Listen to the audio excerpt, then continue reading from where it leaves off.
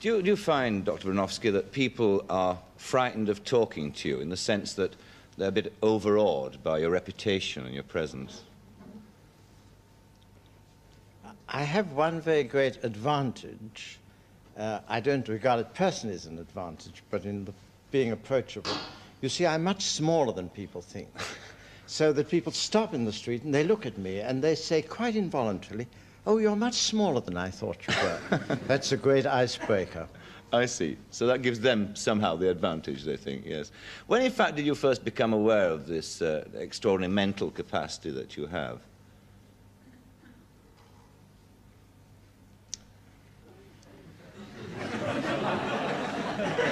It's one of those wife-beating questions. I have to confess to an extraordinary mental capacity of which really I'm not very much aware. I had the great good fortune of being born of rather clever and rather modest parents. So what mental gifts I have, I inherited from my parents, but I also inherited from them something which was given me by their culture, not by what I was born with, namely a simple feeling in the family that all human beings were pretty smart, you know. We were obviously much cleverer than monkeys and cats, and some people were very much cleverer than monkeys and cats, and some people somewhat clever. I was never aware at home that what I could do was extraordinary. And to this day, I never approach a piece of work, whether it's writing, thinking, whether it's science, or this evening, in any other spirit than, that sounds interesting, let's do it. Yes. And if I don't do it very well, I'd say afterwards, you know, you just didn't work hard enough. Yes. An eminent authority, your wife, no less, I think, once described you as having a mind that could see round corners. Was she right? And if so, what does that mean? I think she's right in saying that I have a strongly visual mind. That is to say, that I think of every problem as having a shape. I visualize every problem. And I suppose you could say round corners in the sense that all human abilities are thinking ahead to things which are not already present to the vision. We think in images. The word imagination means that. Yes, I'm a good imaginative thinker in the very simple sense of working with images. I should give you a practical example of that. I was in Japan in 1945, and the very first thing that struck me when I arrived in Japan was that the people were all very small. You know, the Japanese in 1945, having been starved through years of war, were so small that when the men came to take our luggage off the plane, I thought they were schoolboys. Well, that made a great impression on me, but it's not an impression of little men running around and big men. By Japanese standards, I was quite a big man. Big men. Nobody stopped you in the street over there? No. No. No. But I at once had the vision of there being a sort of mountain of Japanese size and a mountain of European size, and that European people were grouped around this average peak and Japanese around this, and that these two mountains didn't overlap much. Well, if you think of a problem in that way, it's easier to solve. That's extraordinary, though. I mean, I don't think most people's minds would figure that out at all. I mean, even now, even though you explained it, I find it very difficult to understand it, to be frank. Try. Well, later on, I won't sort of sit here and think, I've got other things to think about. Let's talk about your early life, because in fact you spent some years, didn't you, in your childhood in Germany during the First World War. When you look back at that, do you regard it as being a traumatic experience? Well, of course it was a traumatic experience, but it didn't strike me so at the time. No. You see, I was in Germany as a child. The war broke out in 1914 when I was 6. It came to an end in 1918 when I was 10. I was a very patriotic little German, but in fact I was a Russian by nationality. So I was an enemy alien. My parents were enemy aliens. We were not very well treated by the Germans. But I think it just made me at home in the world.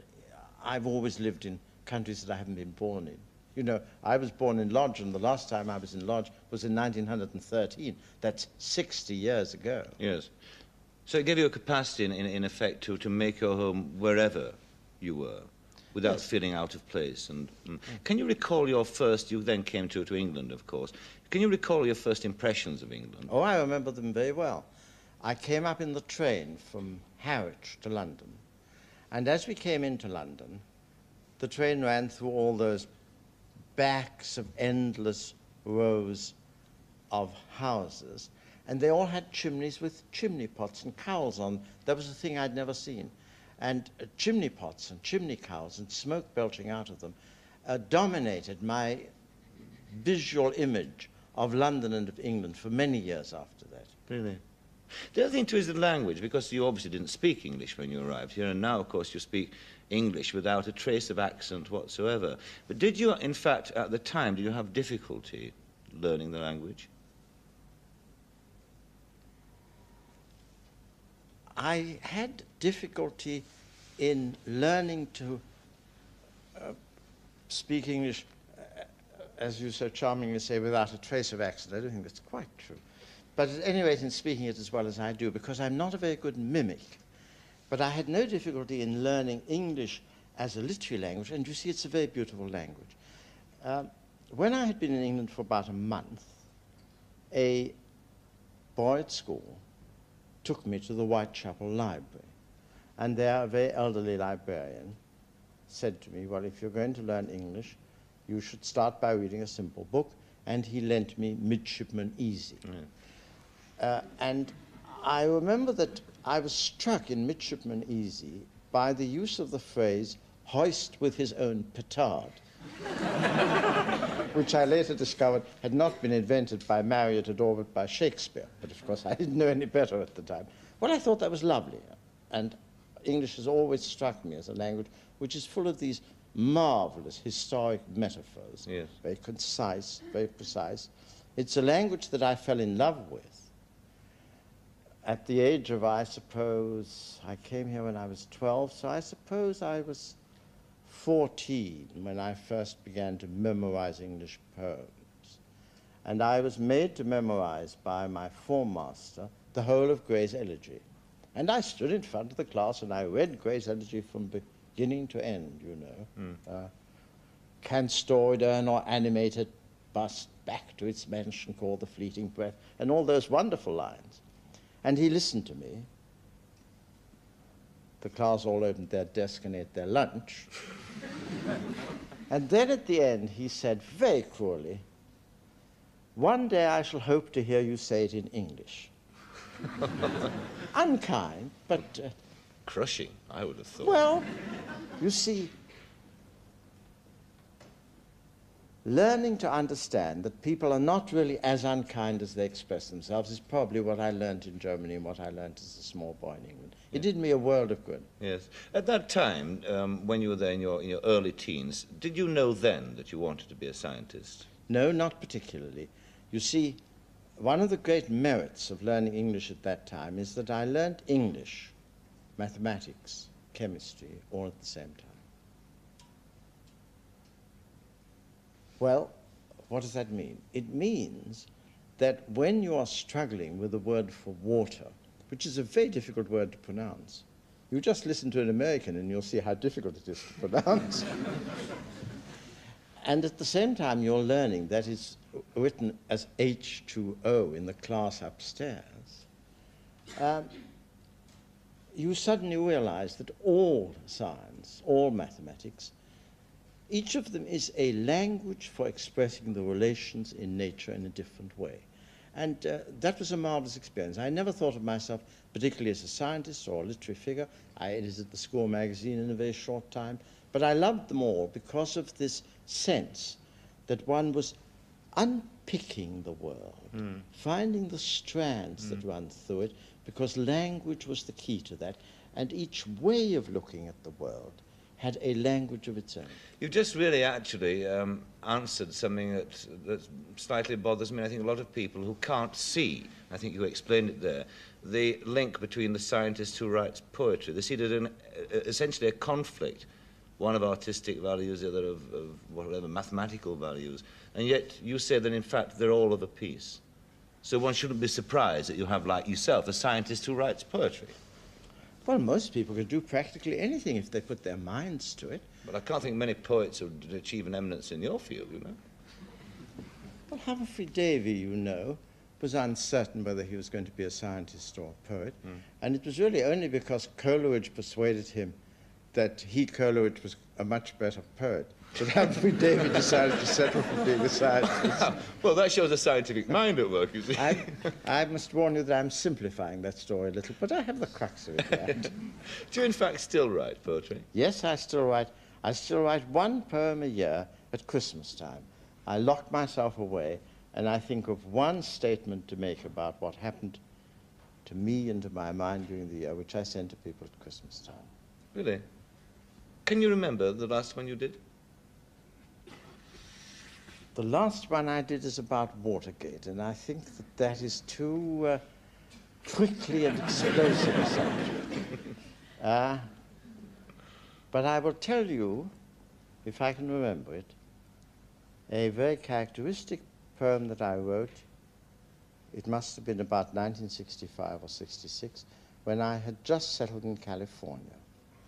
I had discovered that California was a country that everybody went to as if it were an El Dorado. They went full of ambition, and they all thought that the promised land was there, and naturally they all wanted the promised land without working for it. You know, that's what stops most people from doing anything. That Yeah. They think that they're going to win it in the pools, and you can win everything in the pools except the desire to win. Well, California struck me that way very much. I was very upset about people wanting to have success so easily. And I wrote a poem which goes like this. This is the coast the lemmings reached. They did not drown, but simply beached. Here, after agonies and less, they found the go-go star Success, the goddess in the wilderness who shook her breast and blessed the West. She beckoned from the burning glass, Medusa with a face of brass, and with her sunset fingertip wrote, as if in magnesium strip, a rain check on the Hall of Fame. Make a cross and put your name. That's super. Well, you know. You send... And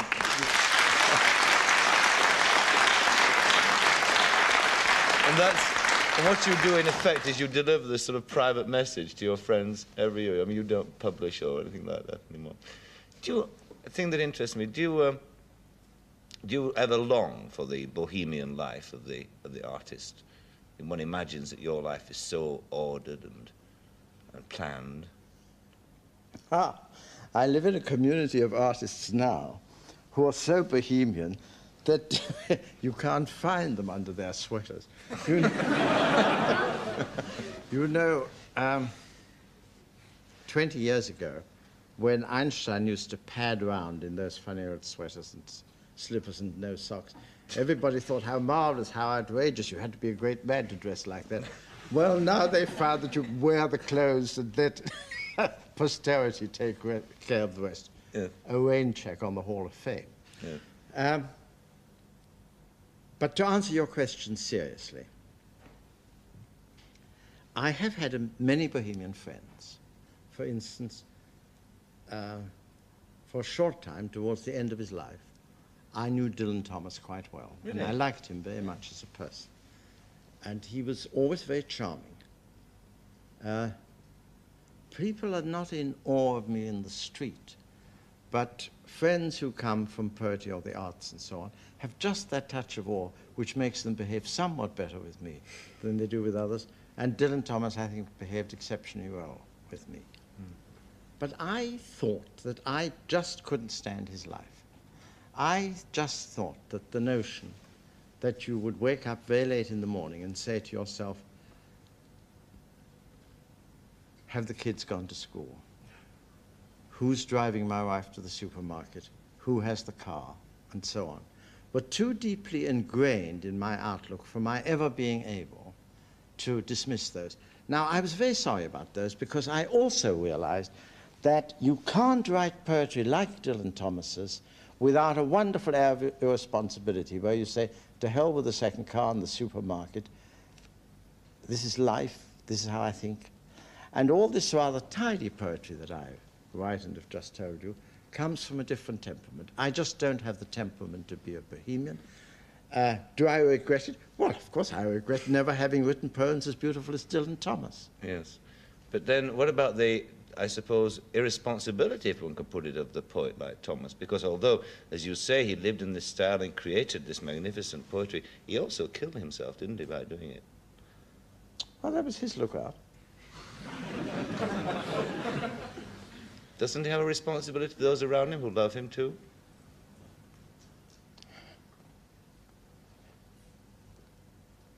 I think they accepted him for what he was. He really was a very splendid person. Of course, I was very sorry when he killed himself for what seemed to me ridiculous reasons. But you know, people are of a piece. You can't think that you can go around in a kleptomaniac way, like a shoplifter in the almighty supermarket, picking out something that you like here. You know, I'll have a little brain there and so on. You know, if you'll forgive my saying so, I'm reminded of McCarthy and the Committee for Un-American Activities when I was in America back in 1953, who kept on having great scientists in front of them and would say to them, we understand about you being a great scientist, but why are you such a radical in politics? Couldn't you be a nice conservative like me and Mr. Nixon?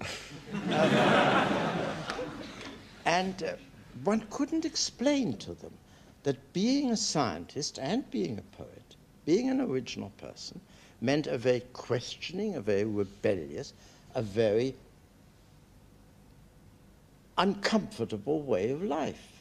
And that's what makes progress in the human race. You know, if there hadn't been some monkeys who had been very awkward children, there would be no human race. It was the children who disobeyed their monkey parents who are our ancestors. How?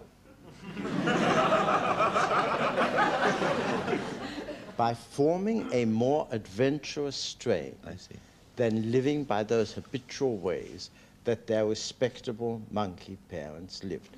You know, somewhere between 5 million years ago and 20 million years ago, those nice Sunday morning church-going chimpanzees went down the road and some little kid broke away. I'm simplifying the story, yes. But in essence it's true. And they, by physique and by temperament, did different things. Actually, they faced a great crisis at that time. The land was drying up.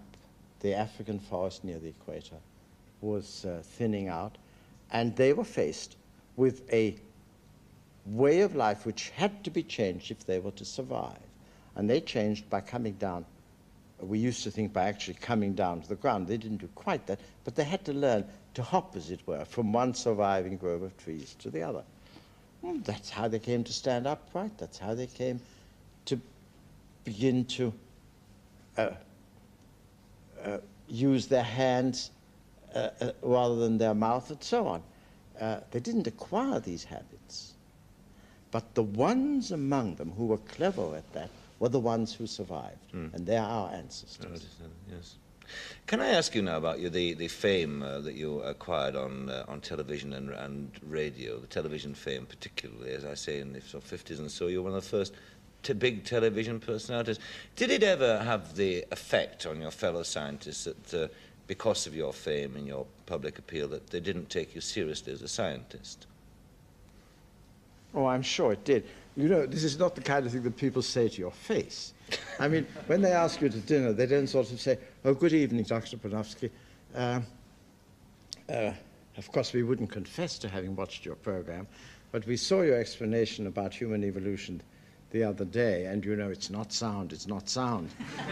They don't actually say that, but naturally that's what you have to suffer. Well,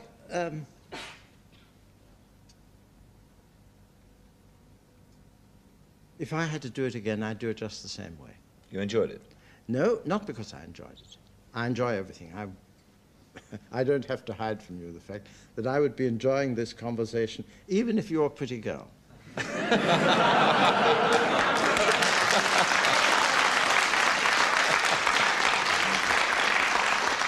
I'm not sure that I would, but... I have been fortunate in just having immense enjoyment of life, and happily I enjoy what are called intellectual pursuits marginally more than mere physical pursuits. I should like you to be a pretty intelligent girl. To come back to what we were saying, would I do it again because I enjoyed it? No, I would do it again because I came to it from a deep sense that science was reaching a stage where those scientists who had a special talent for speaking simply and explicitly also had a great duty laid on them to do so. And I am as proud of colleagues of mine who did that and who have died, J.D. Bernal, the great J.B.S. Haldane, as I am of anything that I have done. I would have done, no doubt, more academic scientific work if I had given more time to it and less time to gossiping with you. But whether I would have done anything half as important in the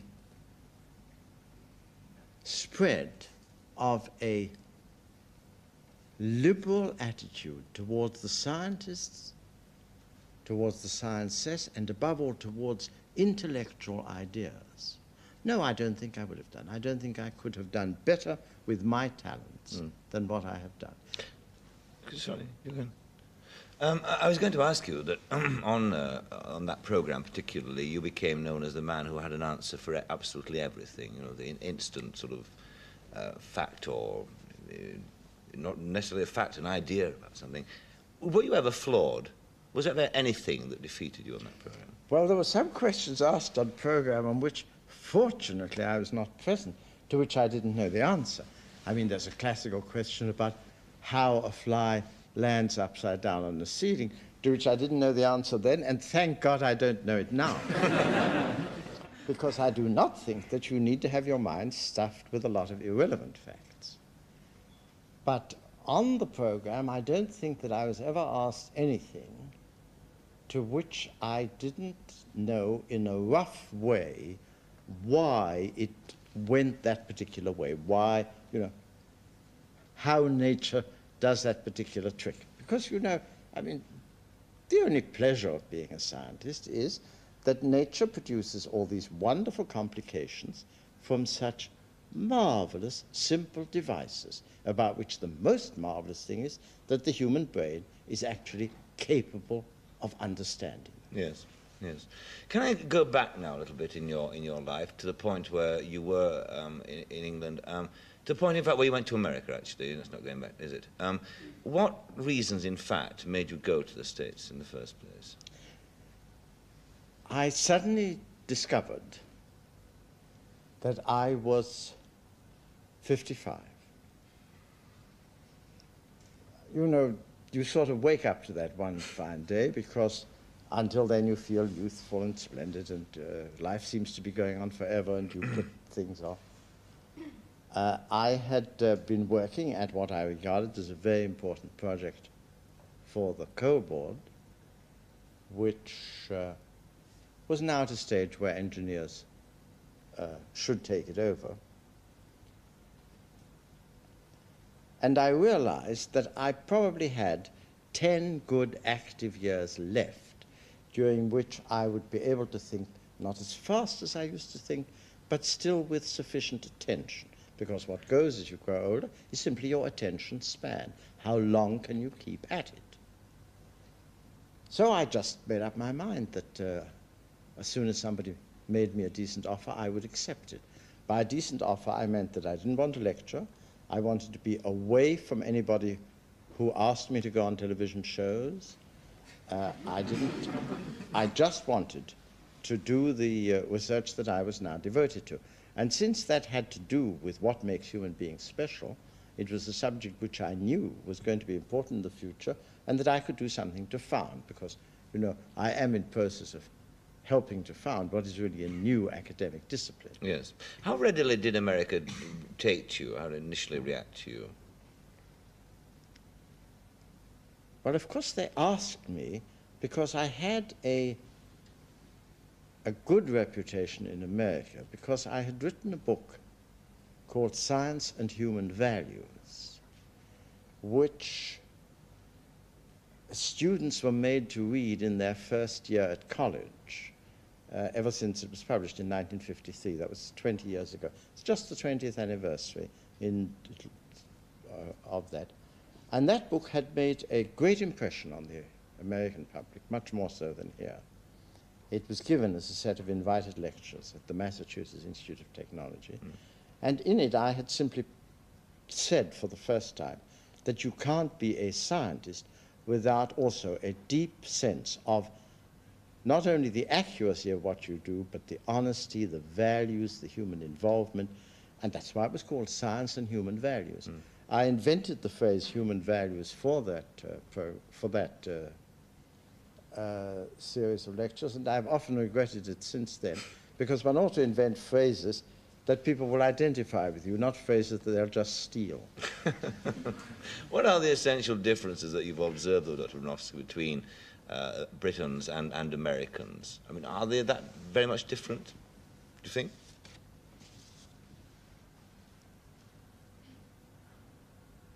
There are many differences. One of them is that America is not homogeneous. Britain is a country with well-accepted traditions of behavior.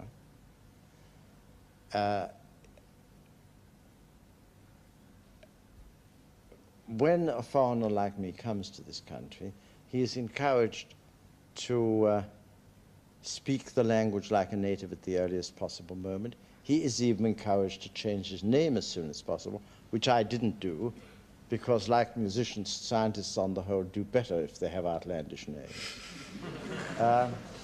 Well, now in America, none of this is true. I mean, as you will know from the example of Dr. Kissinger, it's a positive advantage to speak English with a foreign accent in America, and I don't mean an American accent. It's always astonishing to me, the first time I went to a very secret American atomic energy establishment, I heard so many Russian accents that I said to the head of the establishment at the end, you know, I wonder if I'd go to Omsk if everybody will speak Russian with an American accent. The other great difference that strikes you really stems from that. I say stems from that because what I've just said is that America is not very homogeneous. Therefore, everybody brings their own traditions to it. They behave like the Quaker stock from which they came, or most of my colleagues like the Polish stock from which they came. You know, if people stop me in the street in America who actually know me, they speak to me in Polish, a language which I don't speak any longer. Yes. And that makes all questions of moral values and so on very difficult in America because people don't share common tradition. Now that leads to the second point, which is it's a tremendously do-it-yourself society. I'll tell you a little story. I arrived in America in 1953 to give the very lectures to which I've referred, called Science and Human Values at MIT. And it was a very difficult time. The McCarthy committee was just sitting. The McLaren Act had just been passed. It was very difficult to get a visa. I, as a university teacher, had to go to the American embassy and take a test to show that I was free from venereal disease. My wife, as the wife of a university teacher, did not have to take such a test. I always thought that that said something very remarkable about the Americans, but I've been thinking for 20 years what it said, and I still don't know. Now, I arrived on a very cold morning at about 5 in the morning on the quayside in New York on a French boat called the Liberté. And my luggage was unloaded, and I had brought with me copies of my book on Blake, which had newly been published. And a very small man, in a great coat and a cap and covered with badges and so on, began to go through my luggage and held in his hand the piece of paper on which I declared what was in there. Well, you know, I come from that sort of simple, honest European stock where I'd actually written down what I had, and it said 12 copies of book on William Blake. He said to me, "You know, by rights, Bud, I ought to read every one of those." I said, "Be my guest," and sat down on one of my suitcases. Well, he blanched at this, and he opened one, and he looked here and there. There's a bit towards the end about Karl Marx, which I suddenly remembered, and I thought to myself, God, I shouldn't have asked him that. But there it was. It was now too late. Then he looked at it. He looked at me, and he said, "You write this, Bud?" So I said rather proudly, yes. He said, "This ain't never going to be no bestseller."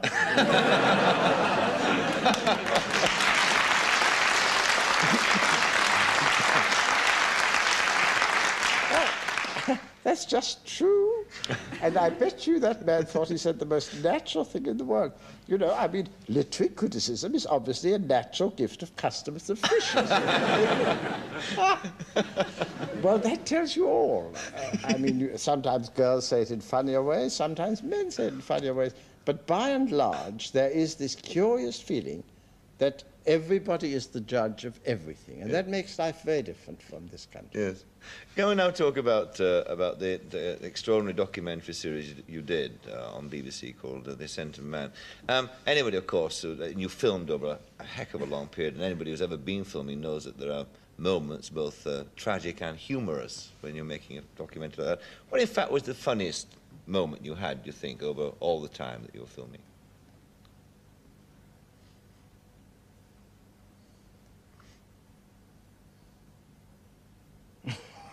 I suppose the funniest moment from the producer's point of view was the night he locked me in my bedroom on Easter Island, and I, who had drunk far too much, I couldn't get out.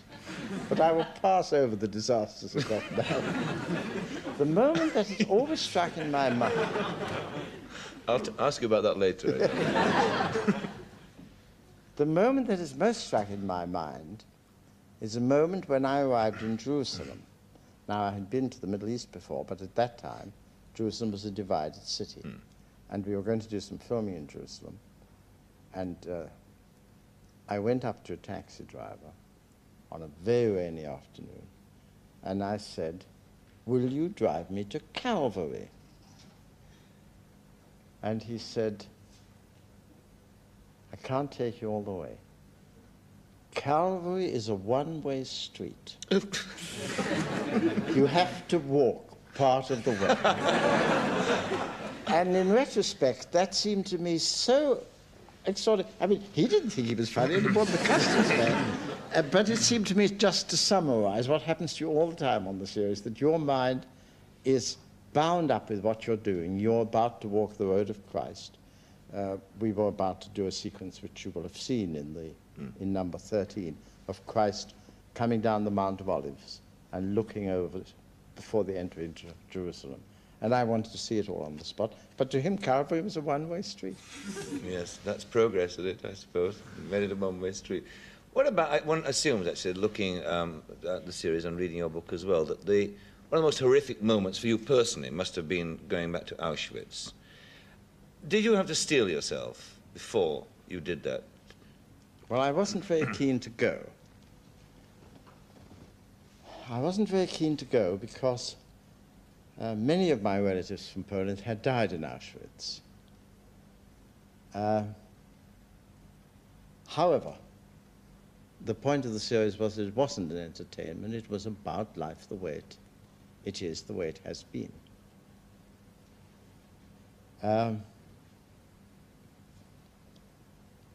And we just made up our minds to make it as true as we try to do everything in the series. That is, I said I'll go for one day, and during the morning we'll walk around, and in the afternoon we'll do the one piece by the pond that we know we want to do. I had never seen Auschwitz. You know, I had practically seen none of those places in the programs for reasons that I'll be happy to tell you about afterwards. But Auschwitz, I hadn't been to at all. We arrived at this station, which had been looked over by the producer in advance, so he knew what we should see. I went through these terrible wooden and iron gates that say Arbeit macht frei at the top, work makes free, to these unhappy people who went there to their deaths. And I looked at the gas ovens. I was particularly keen to see bunker 12 and 11, where people were beaten and shot for breach of regulations, because I sort of felt that you must see it all. But it turned out that the things that were far more moving were ones that I couldn't have imagined at all. The Germans are terribly methodical, so there would be whole areas which contained nothing but old spectacles.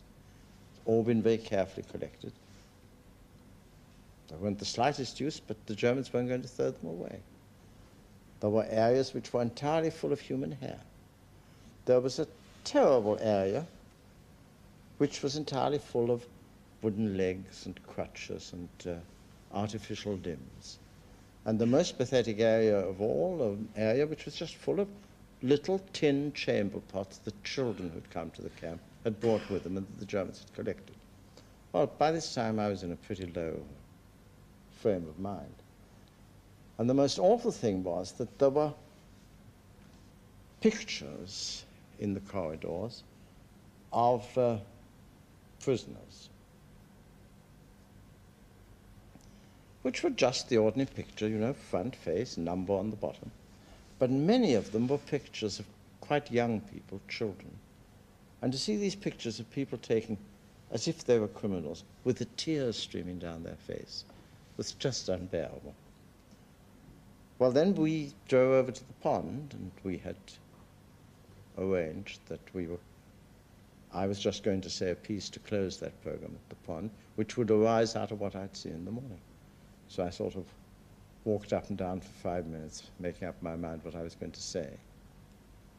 And then we did it. One take, and we go home. We had made up our minds that it was a piece which you couldn't possibly do twice. I mean, you just had to say what came into your mind. Yeah.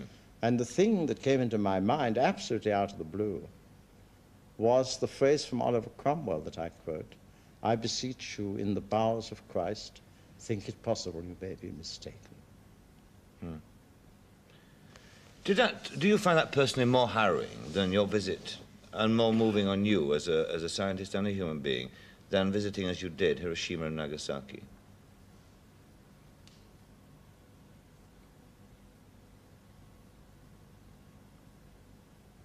Yes. You see, of course, Nagasaki, in which I arrived late one night, was awful. But we all knew we could do something about that. I mean, every one of us was going to follow his conscience in doing something to try and prevent a repetition of Nagasaki. My friend William Penny chose his way. I chose my way. But each of us was clear that there was something human beings could do to prevent that kind of war, that kind of use of weapons. Our responsibility was brought home to us. And as a matter of fact, my responsibility was largely exercised in giving the lectures on science and human values, and having people read them, and in fact thereby broaching the whole problem of scientific responsibility. But Auschwitz was just hopeless. You know, if a civilized country could allow that sort of bestiality to become part of its relation to other human beings, I just felt that the future had fallen in. How were you ever going to make people understand that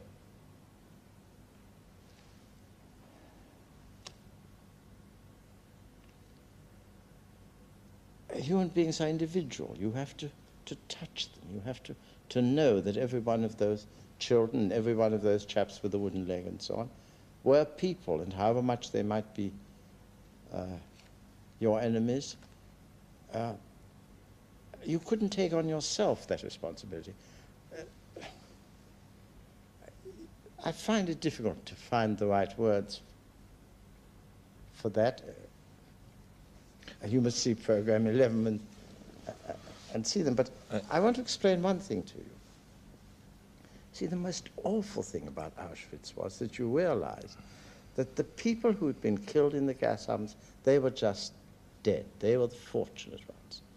But the people who shoved another lot of people into the gas oven next day, they were like characters out of Dante's Inferno, living an endless hell because they had lost all sense of human feeling and were going to repeat tomorrow the unutterable bestiality that they had practiced today. Yes. Yes, I see the horror and obviously the effect it had on you. I can't see myself that it's any more horrible than the man who allows the A-bomb to be dropped on a defenseless civilian population and kills 60,000 people. I mean, I think that one is as great a crime as another. And it leads me on to this thing, too, about, therefore, the responsibility of the scientists. What happened at Hiroshima and Nagasaki was the work of men like yourself. And it comes into this area, doesn't it, of moral responsibility. I mean, are scientists really interested in human beings? Or is it just ideas that they're bothered about?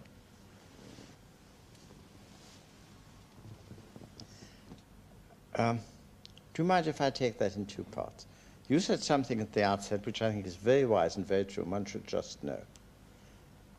I know that it's more sensational in a newspaper to say that so-and-so has committed a mass murder and slit the throats of 10 people, 4 of them children, rather than just say slit the throat of one person. But in fact, in my opinion, there is no difference between unutterable crimes.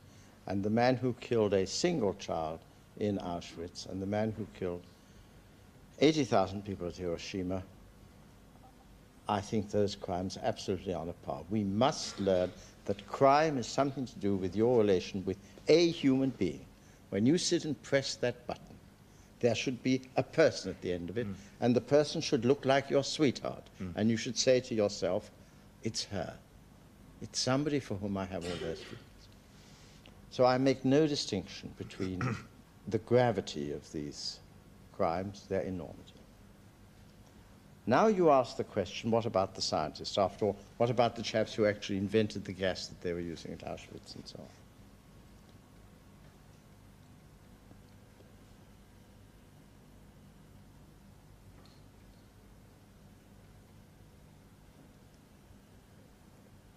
One is faced at many moments in one's life between loyalties which are not compatible.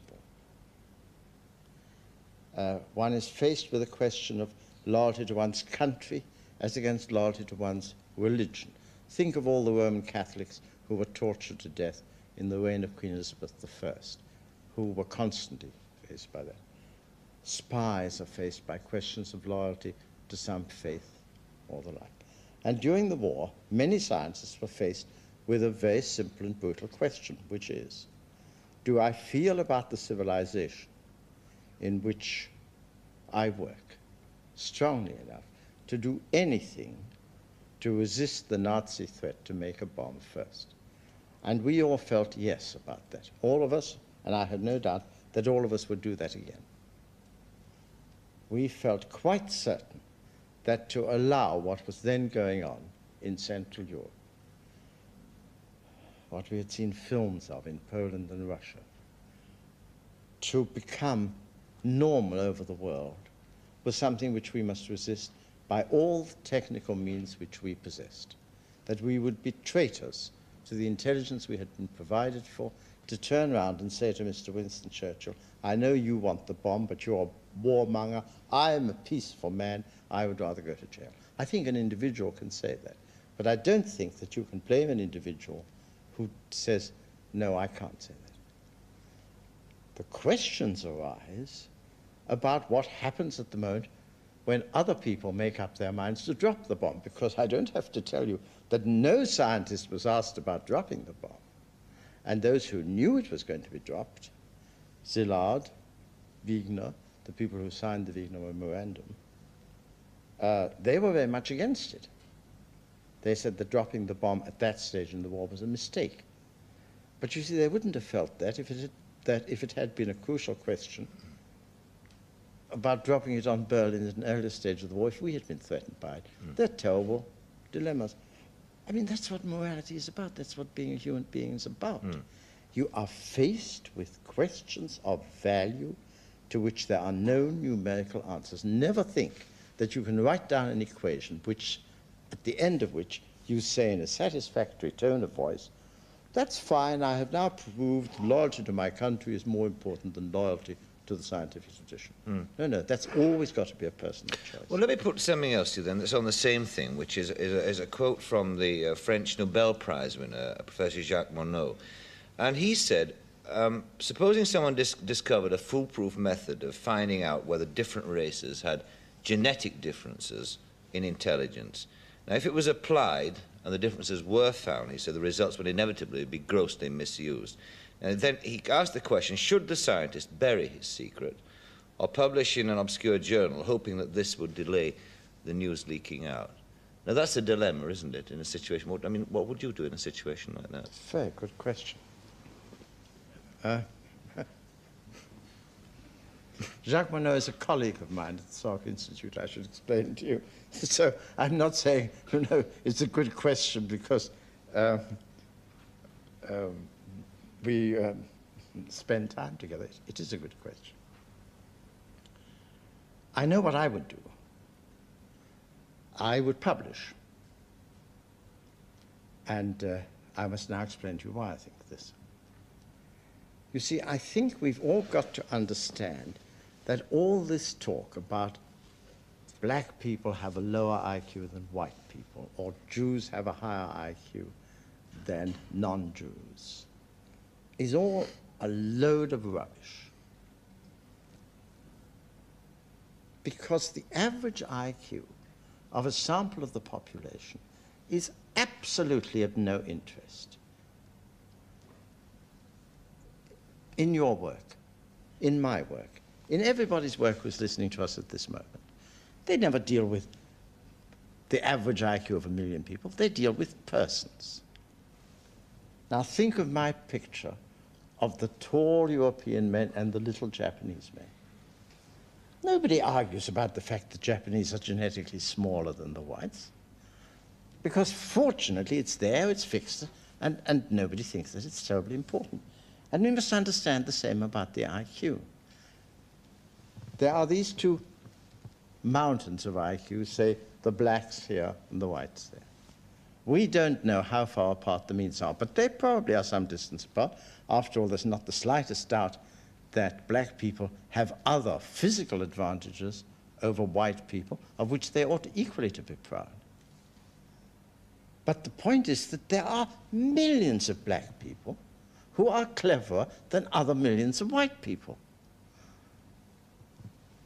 These mountains that I'm picturing, that contain one population and another, may have their peaks in slightly different places, but they overlap in the main, so that the world is just as full of clever black people and clever yellow people and clever red people as it is of clever white people.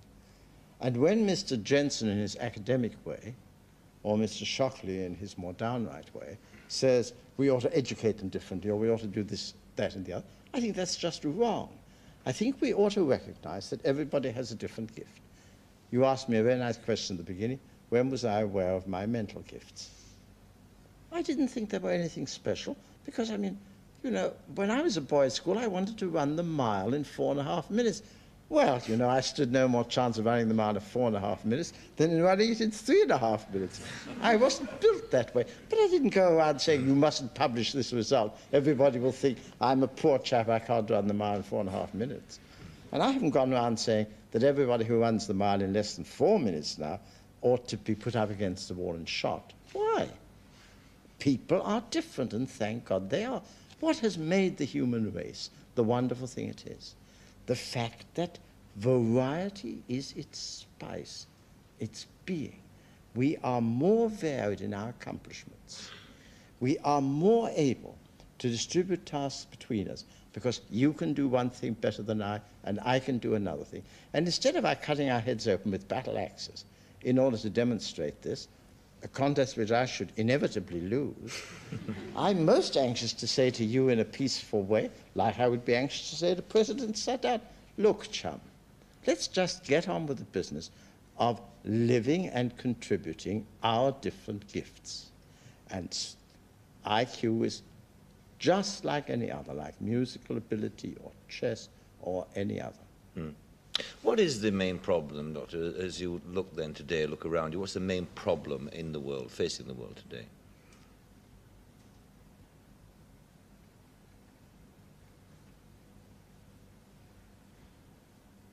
I think that the main problem is of our making. In the 50-odd years since I came to this country,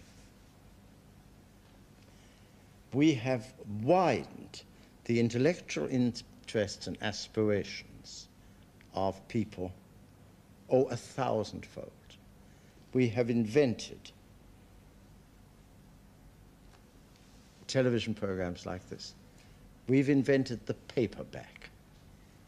Well, I know that some of the pictures obviously are not very revealing about the content, but, you know, if you can't sell Plato without a naked girl on the cover, good luck so far as I'm concerned. Plato and I would be of one mind. My only objection is that I shall have to be dead a long time before I rival Plato, because I'm still in copyright and he's out of copyright.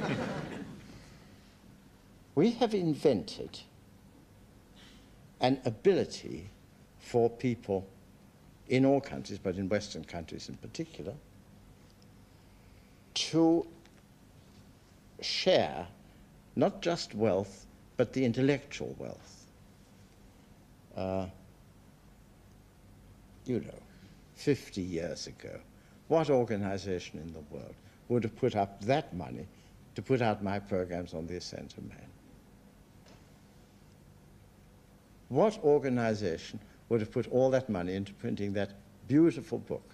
And how, I would never have spent my time breaking my heart to make sure the book was, you know, as gorgeous as it could be, because I'm as anxious to get these things into people's hands as they are to have them.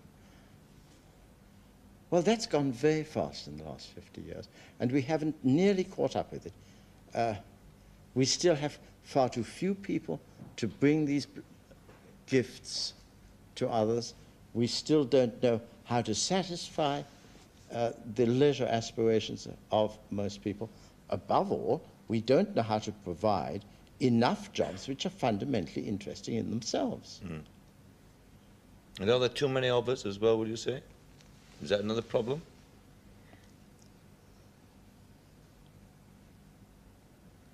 You see, I don't believe in problems which are always other people's problems. I have 4 children. They're all daughters, so they add to the net reproduction rate rather a lot. And I just would think it impertinent to say to any person in the world, black, white, yellow, it's okay for me to have 4 kids, but you mustn't. So I don't think there are too many of us. I think that these things have to adjust themselves as people find what they prefer to children, and it is doing so. So I don't think there are too many of us. No, I think that what we haven't solved is the problem to which I come back, of giving people very satisfying jobs. The things that the hippies tried to do but failed, and the things at which, you know, the few privileged of us, like you and me, are so good. I just think that I've had the most wonderful life in the world because, like every scientist, I share with prostitutes the only really satisfying job. I'm actually paid to do what I like doing.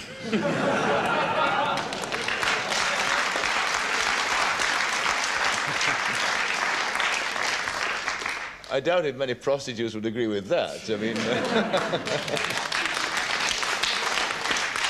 There are some subjects on which I cede specialization to you, Robert.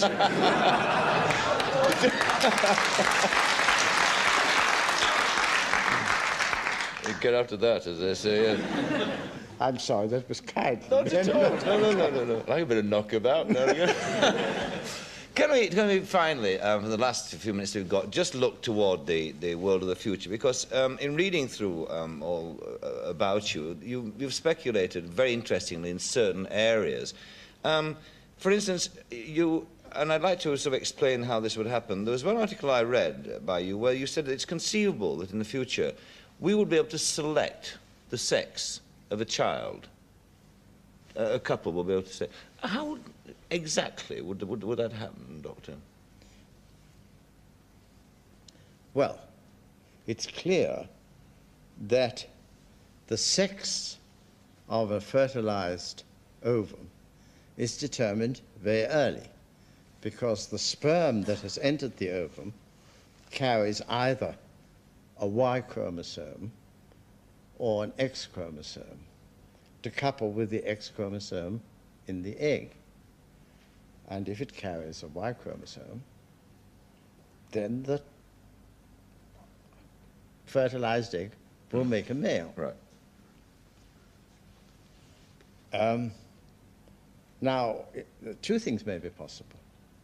It may be possible to determine which it is quite early by chemical or other tests, and then, if you wish, to abort quite early on, probably within the second month, a child of the wrong sex. You can see the moral problem that if I were to be presented with a prophecy that my fifth baby was to be a daughter, what would I do?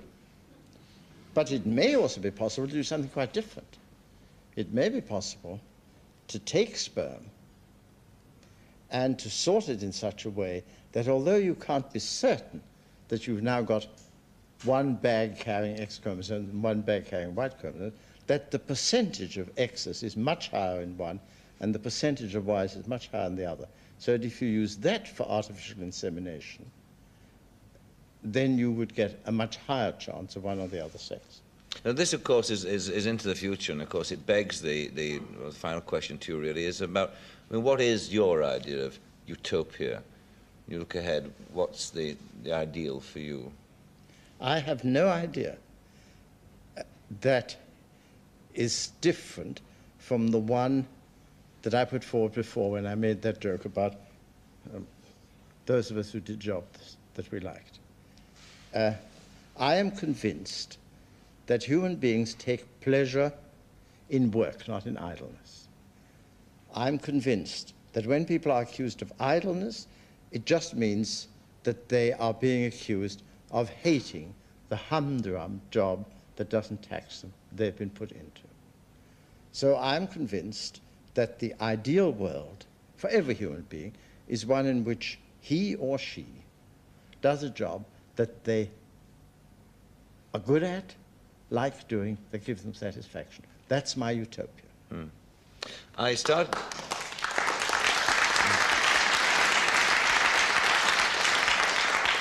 started off actually by asking the question about are people frightened of talking to you. Could I be cheeky and ask you a question now? Should we take notice of anything that you say? Do you see what I mean? This sort of the thing that people think that it's true that there you are, the man with an opinion on everything and just a sort of oracle. How, it's a difficult question, I know, but how accurate, or in fact, what's your your function as that kind of person, as the oracle? Should we really believe you, or should we just sort of be skeptical, or should we just think about what you've said? That's a very good question. That's the second one I've asked in an hour. No, it's a particularly good question because it pays me out for that nasty remark I made. But it's really a question I'm happy to have, and it's for this reason.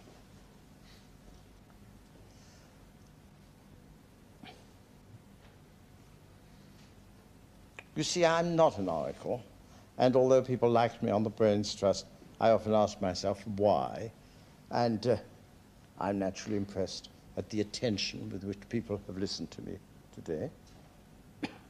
I'm terribly impressed with the attention with which you have listened to me. You know, losing your place among the questions now and again, which, you know, is a great piece of homage to me. Why? It's because I have been fortunate enough, by birth and education, and particularly by being thrust into many strange environments, to have had to shape a view of life which is very tightly knit. If you ask me a question about birth control, or a question about intelligence of black people, or a question about utopia, there are not three clever men answering. There is one man who is speaking from a deep sense of inner conviction of what life is about. That's what I think life is about. My life has been happy